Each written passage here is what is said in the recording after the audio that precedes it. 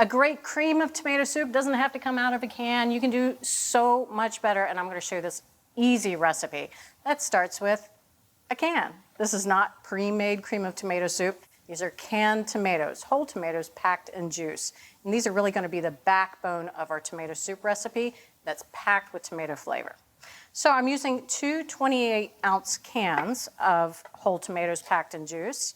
And the first thing that I want to do is drain these. Now I'm going to work on these one at a time. And you're going to want these to drain over a measuring cup because we want to collect all of that beautiful tomato juice. Remember, this is packed with tomato flavor. So now this is the fun and squishy part. I'm just going to break these open with my hands and get rid of any seeds that are in there. And then as I do this, all that juice that's inside is also going to drain down into the measuring cup. As I work with these, I'm going to move them over to a rimmed baking sheet that I've lined with foil. All right, these last little solids from this first can. And now I just want to press through any of that pulp that's in there. All right, that's looking pretty close to drained. So now I'll dump in the second can again, this 28-ounce can of whole tomatoes packed in juice. And the same thing, I'm going to seed these, let the liquid drain, and then we'll move on. All right, so that is looking good. We need about 3 cups of tomato juice for our recipe. So I'm going to let this finish draining and just put this off to the side. And now let's get back to those tomatoes. We're going to oven roast them and really draw out their sugars and caramelize them. We're going to help that process along with a little bit of brown sugar. Now, cream of tomato soups that come out of a can are almost like candy, but this really is not nearly as sweet. We're only using 1.5 tablespoons of brown sugar in total for this recipe. So I'll just pack 1 tablespoon, and then what I like to do is just put it in my hand here and start sprinkling it over the tomatoes. All right, these are ready to go into a 450-degree oven. All right, I'll put these on the upper middle rack, and we're going to leave these in here for 30 minutes. They're going to start to caramelize and get a little bit dried out looking. Not going to look like too much, but it almost has the flavor of sun-dried tomatoes.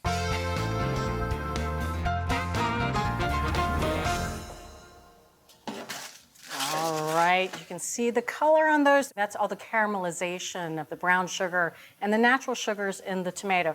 And a little earlier, I did say that they taste a bit like sun-dried tomatoes.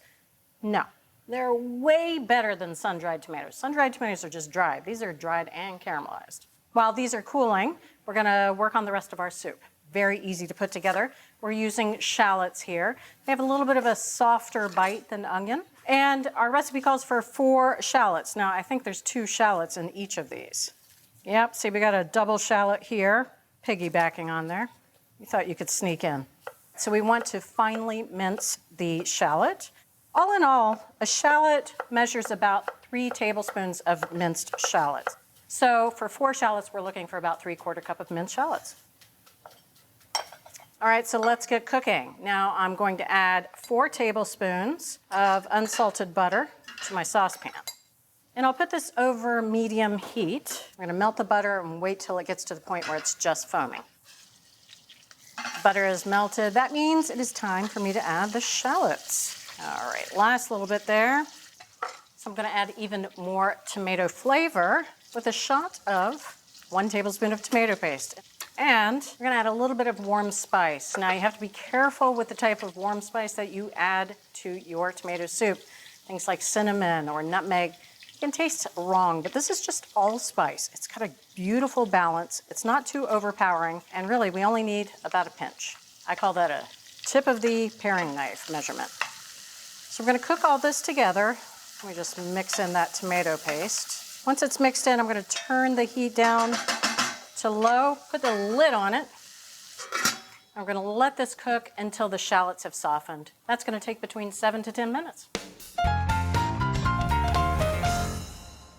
All right, let's take a look at what's going on in our saucepan. Oh, smells amazing. And you can see that color, beautiful shallots, they're nice and soft.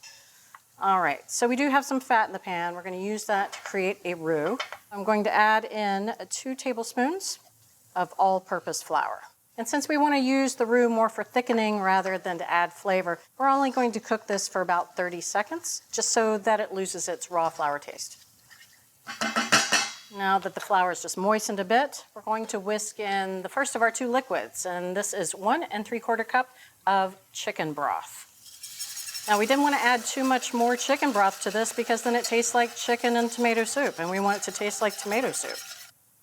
And now those reserved tomato juices go in, 3 cups to be exact.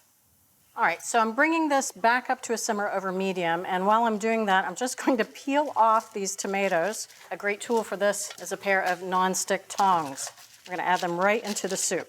The tomatoes are almost like taffy as I pull them off. It's just that caramelized sugar. All right, so that looks fantastic. I'm going to stir in those tomatoes. So let's put on the lid. Now I'm going to raise the heat to medium. We want to bring this up to a simmer, and then once it's at a simmer, I'm going to turn it down to low, and we're going to let it simmer until the flavors melt. That's going to take about 10 minutes. All right, after 10 minutes, it is time for us to puree this soup. All we needed was a little bit of time for those flavors to melt, but it's pretty much done cooking at this point.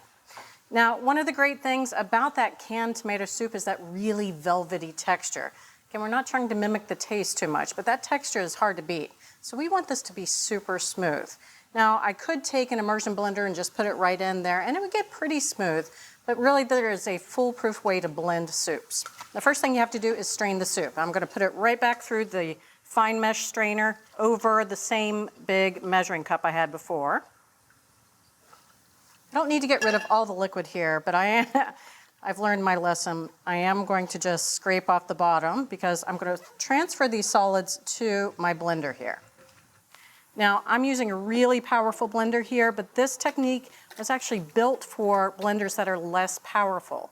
So this is going to puree super smooth in any case, no matter what kind of blender you have. I want to add a cup of the liquid, and this is what makes it key and gives us that real velvety texture. If we were to add a lot more of the liquid in there, the blender has a hard time pureeing those solids. But just by using about a cup of the liquid along with those solids, it keeps everything towards the bottom of the blender, so you're going to get a really smooth consistency. So I'm going to put the lid on, and we're going to blend this until it's nice and smooth. That's going to take about a minute. And in the meantime, I'm going to go ahead and rinse out my saucepan.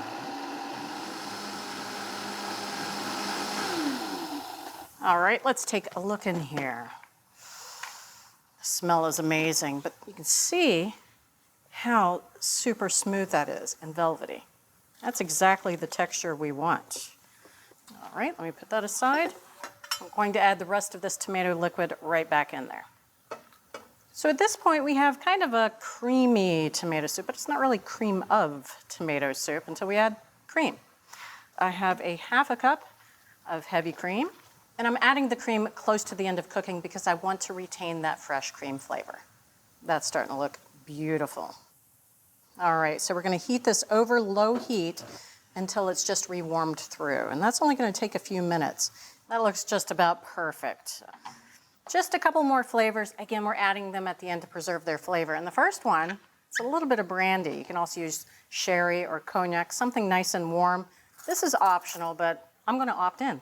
So I'm adding 2 tablespoons, and this is off heat now. So we're not cooking away the alcohol because it's cold outside. Let me go ahead and stir that in. I'm going to give it a nice taste.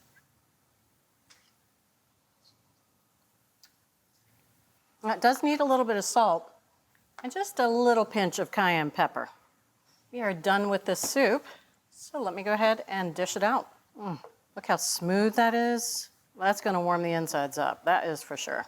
Just a little bit more. This is perfect on its own. Of course, you can always serve it with bread or crackers, but of course, it's always perfect with a grilled cheese sandwich.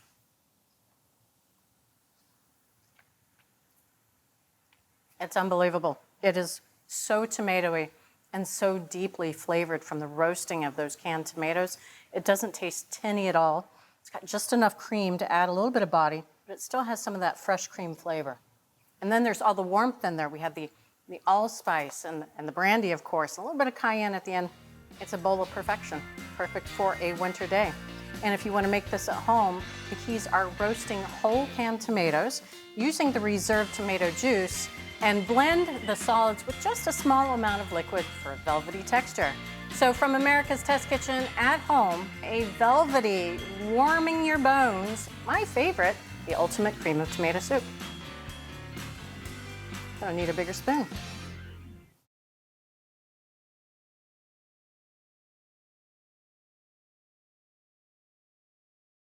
Thanks for watching America's Test Kitchen. What'd you think? Well, leave a comment and let us know which recipes you're excited to make, or you can just say hello.